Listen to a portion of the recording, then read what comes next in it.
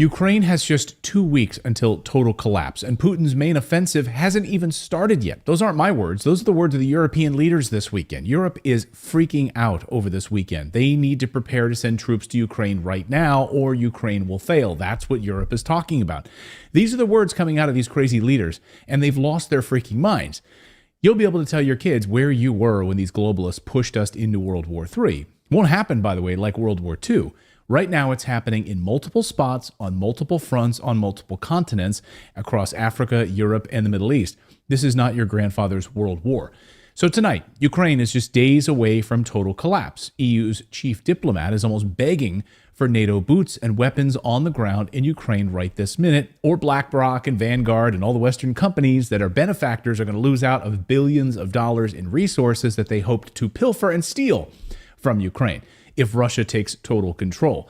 Quote, without arms, supplies from the West, Ukraine will capitulate in 2 weeks. That's from EU's chief diplomat Borrell. Now, 2 weeks. Putin's offensive hasn't even started yet. Now that the ground is firmed up and actually not wet, that's when this is going to happen. This is the calm before the storm. Colonel McGregor says, quote, Ukraine is running out of soldiers at this point, and reports indicate they are losing 500 to 800 per day. And the Russian offensive has not even begun. This place is nearing collapse, he says. The Ukrainian force has been annihilated. They've lost over 600,000 dead on the battlefield. There's nothing left. The place is falling apart. He's right. In fact, this weekend, an entire Ukrainian battalion was destroyed, killed. That's 1,500 soldiers killed on the Ukrainian side. And a battalion, you could give or take a few hundred people, is about 1,000 individuals, so more than a battalion's worth wiped out in one day.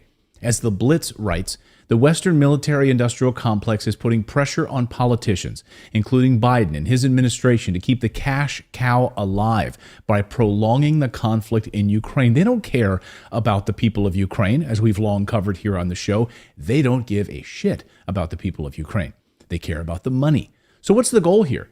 The other part of this goal is to topple Putin so we can steal their resources, enrich the military-industrial complex. That's always been the plan.